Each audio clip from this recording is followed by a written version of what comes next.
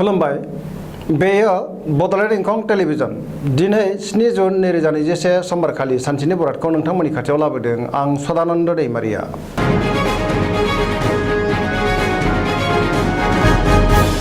सिगां फरायनो लादों मेष राशि गिबि हांखो अ ल दिनैनि साना जोबोर मोजां गोसोखौ जोबोर गोजोननाय मोनगोन गोसोनि बोलोआ बांगोन देहाया दिनै मोजाङै थागोन अब्लाबो नाथाय जानाय लोंनायाव सांग्रां जानाया गाहाम।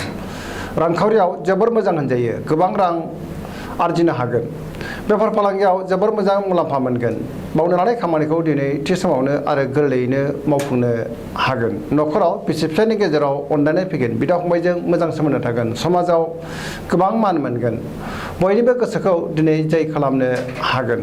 सेंग्रा सिख्लाफ्रा गोसोनि साननायखौ फोरमायलायनो हागोन आरो गोसोआ जोबोर रमान्टिक जागोन।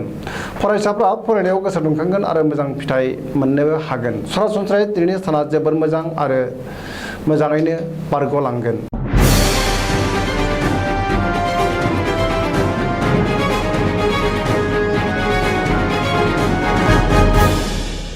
वृष राशि गिबि हांखो इ उ ब दिनैनि साना जोबोर मोजां गियान आरो सोलो बांगोन गोसोखौ जोबोर गोजोननाय मोनगोन मावनो लानाय खामानिखौ थि समावनो आरो गोरलैयैनो मावफुंनो हागोन। रांखावरियाव जोबोर मोजां होनजायो आरजिनाय धोनखौ दोनथुमनो हागोन बेफार फालांगियाव जोबोर मोजां मुलाम्फा मोननोबो हागोन। न'खराव बिसि फिसानि गेजेराव अनलायनाय फैगोन देहाया दिनै मोजाङै थागोन अब्लाबो जानाय लोंनायाव सांग्रां जानाया गाहाम। जायखि खामानि मावा मानो दिनै मोनफ्रोमबो खामानिखौनो मोजाङै मावफुंनो हागोन सिगांनि बबेबा आद्रा खामानिखौ दिनै मावफुंनो हागोन। सेंग्रा सिख्लाफ्रा जोबोर रमान्टिक जागोन फरायसाफ्रा फरायनायाव गोसो दुंखांगोन आरो मोजां फिथाइ मोननोबो हागोन।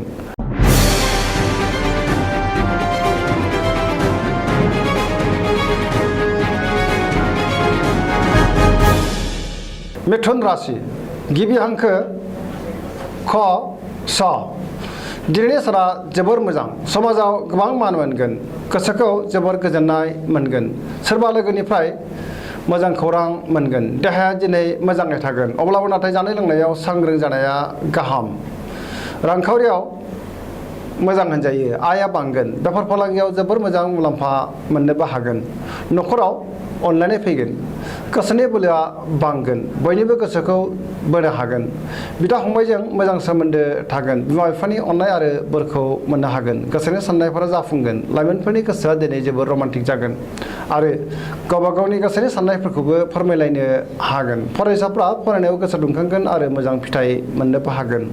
सरासनस्रायै दिनैनि साना जोबोर मोजां आरो मोजाङैनो बारग'लांगोन।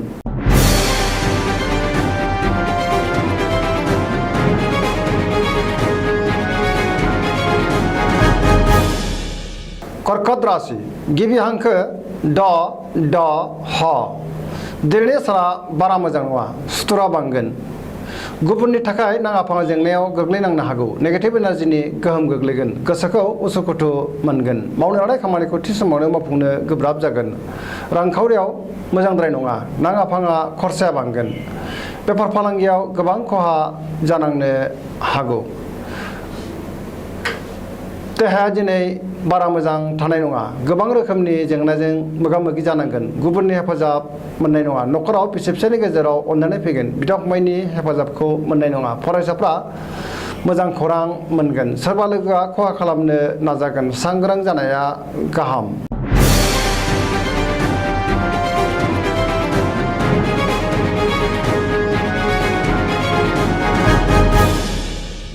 सिंह राशि गिबि हांखो म ट दिनैनि साना बारा मोजां नङा लामा सामायाव हान्थियोब्ला सांग्रां जानाया गाहाम। जाब्रथायनि आसा दङ गोसोखौ जोबोर लोरबां मोनगोन नेगेटिभ एनार्जिनि गोहोम गोग्लैगोन मावनो लानाय खामानिखौ थि समावनो आरो गोरलैयैनो मावफुंनो गोब्राब जागोन। रांखावरियाव बारा मोजां नङा बेफार फालांगियाव अदेबानि मोजां। न'खराव अनलायनाय फैगोन गोसोनि बोलोआ बांगोन मावनो लानाय खामानिखौ थि समावनो मावफुंनो गोब्राब जागोन आरो बानायबो फैगोन गोसोनि साननायफोरा देबार नांगोन समाजाव मान मोननो हागोन। न'खराव बिसि फिसायनि गेजेराव अनलायनाय फैगोन फरायसाफ्रा फरायनायाव गोसो दुंनाय नङा लाइमोनफोरनि गोसोआ दिनै जोबोर उरां फारां आरो आला खाला जागोन।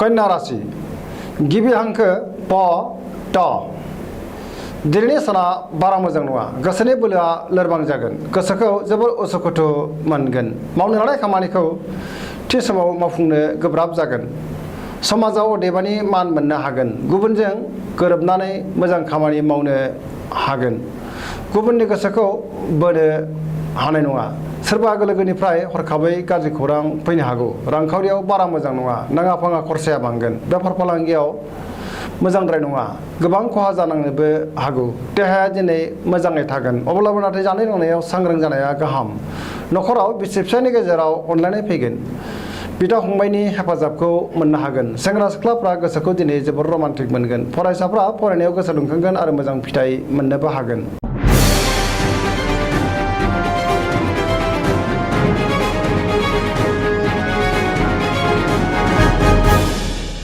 तुला राशि गिबि हांखो र ट दिनैनि साना जोबोर मोजां गोसोनि बोलोआ बांगोन बहाबा दावबायहैनो मोननानै गोसोखौ दिनै जोबोर गोजोननाय मोनगोन गोबां मुंदांखा सुबुंजों लोगो मोनलायगोन गोसोनि साननायफोरा जाफुंगोन मावनो लानाय खामानिखौ थि समावनो आरो गोरलैयैनो मावफुंनो हागोन देहाया दिनै मोजाङै थागोन अब्लाबो नाथाय जानाय लोंनायाव सांग्रां जानाया गाहाम रांखावरियाव जोबोर मोजां होनजायो आरजिनाय धोनखौ दोनथुमनो हागोन नखराव बिसि फिसायनि गेजेराव अनलायनाय फैगोन समाजाव गोबां मान मोनगोन बेफार फालांगियाव मोजां मुलाम्फा मोननोबो हागोन लोगोफोरनि हेफाजाब मोनगोन गोदान खामानियाव आखाइ होनो हागोन आरो गोदान खामानिखौ मावजेननो गोसो दुंखांगोन गोसोखौ दिनै जोबोर रमान्टिक मोनगोन फरायसाफ्रा फरायनायाव गोसो दुंखांगोन आरो मोजां फिथाइ मोननोबो हागोन सरासनस्रायै दिनैनि साना जोबोर मोजां आरो मोजाङैनो बारग'लांगोन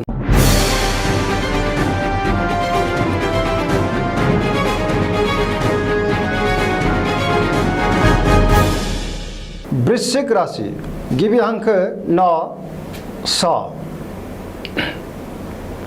दिनैनि साना मोजां आरो गाज्रिनि गेजेरजों बाबेनलांगोन गोसोखौ जोबोर गुलुं गुजुं मोनगोन सोरबा लोगोनिफ्राय हरखाबै गाज्रि खौरां मोननो हागौ मावनो लानाय खामानिखौ थि समाव मावफुंनो गोब्राब जागोन गोसोनि साननायफोरा देबारनांगोन नखराव अनलायनाय फैगोन बिदा फंबायनि हेफाजाब मोनगोन रांखावरियाव मोजांद्राय नङा नाङा फाङा खरसाया बांगोन बेफार फालांगियाव खहा जानांनो हागौ सांग्रां जानाया गाहाम देहाया दिनै मोजाङै थागोन अब्लाबो नाथाय जानाय लोंनायाव सांग्रां जानाया गाहाम लोगोफोरनि हेफाजाब लानांगोन लाइमोनफोरनि गोसोआ दिनै जोबोर रमान्टिक जागोन आरो गावबा गावनि गोसोनि साननायखौ फोरमायलायनोबो हागोन फरायसाफ्रा फरायनायाव गोसो दुंखांगोन आरो मोजां फिथाइ मोननो हागोन धोरोमारि बिथिङाव गोसो दुंखांगोन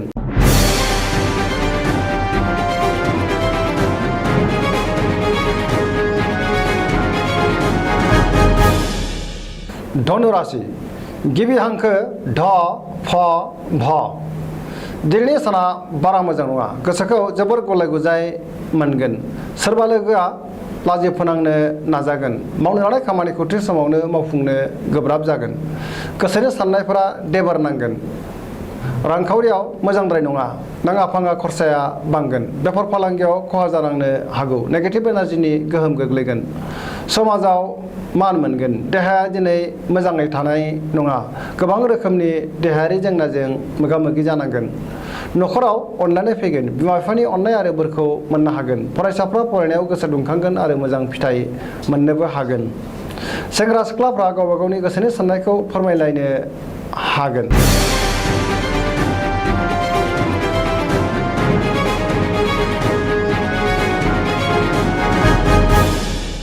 मकर राशि गिबि हांखो ख ज दिनैनि साना जोबोर मोजां गोसोखौ जोबोर गोजोननाय मोनगोन गोजोननि दैमु बोहैगोन देहाया दिनै मोजाङै थागोन अब्लाबो नाथाय जानाय लोंनायाव सांग्रां जानाया गाहाम रांखावरियाव जोबोर मोजां होनजायो आरजिनाय धोनखौ दोनथुमनो हागोन मोननो गोनां धोनखौबो दिनै मोननो हागोन बेफार फालांगियाव जोबोर मोजां मुलाम्फा मोननो हागोन नखराव बिसि फिसायनि गेजेराव अनलायनाय फैगोन गोसोनि बोलोआ दिनै बांगोन गोबां खामानि मावनो गोसो दुंखांगोन समाजाव मान मोनगोन गोसोखौ दिनै जोबोर रमान्टिक मोनगोन सोरबा लोगोनिफ्राय मोजां खौरां फैगोन फरायसाफ्रा फरायनायाव गोसो दुंखांगोन आरो मोजां फिथाइ मोननोबो हागोन बहानिफ्रायबा हरखाबै मोजां खौरां मोननो हागौ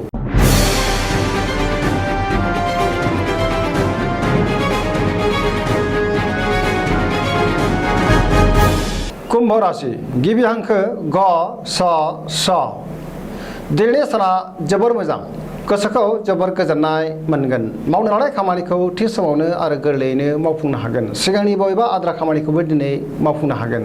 समाजाव मान मोनगोन। रांखावरियाव जोबोर मोजां होनजायो। आरजिनाय धोनखौ दोनथुमनो हागोन। बेफार फालांगियाव मोजां मुलाम्फा मोननो हागोन। देहाया दिनै मोजाङै थागोन। न'खराव अननानै फैगोन।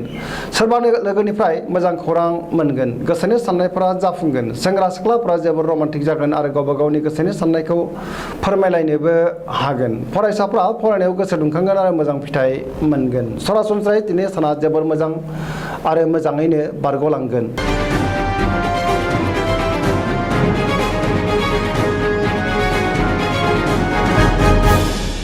मीन राशि गिबि हांखो ड स। दिनैनि साना जोबोर मोजां। बहाबा दावबायहैनानै गोसोखौ दिनै जोबोर गोजोननाय मोनगोन। गोसोनि बोलोआ बांगोन। गावनि गोसोनि साननायखौ गुबुननो फोरमायनोबो हागोन। देहाया दिनै मोजाङै थागोन। रांखावरियाव मोजां होनजायो। मोननो गोनां धोनखौ दिनै मोननो हागोन। बेफार फालांगियाव मोजां मुलाम्फा मोनगोन। न'खराव बिसि फिसायनि गेजेराव अननानै फैगोन। बिदा फंबायजों मोजां सोमोन्दो थागोन। मावनो लानाय खामानिखौ थि समावनो आरो गोरलैयैनो मावफुंनो हानानै गोसोनि बोलोआ बांगोन। बहाबा हान्थिनायनि खाबु मोनगोन। लाइमोनफोरनि गोसोआ जोबोर रमान्टिक जागोन आरो गावबा गावनि गोसोनि साननायखौ फोरमायलायनोबो हागोन। फरायसाफ्रा फरायनायाव गोसो दुंखांगोन आरो मोजां फिथाइ मोननोबो हागोन। सरासनस्रायै दिनै साना जोबोर मोजां आरो मोजाङैनो बारग'लांगोन। दिनैनि राशि फरायनाया एसेनोसै। जोबनायाव बेखौनो खावलायो जाहाथे नोंथांमोना सानफ्रामबो जोंनि बे बड'लेण्ड इंखं टेलिभिजनखौ नायबाय थायो आरो साबस्क्राइब खालामो। एसेनोसै, गोजोन्थों।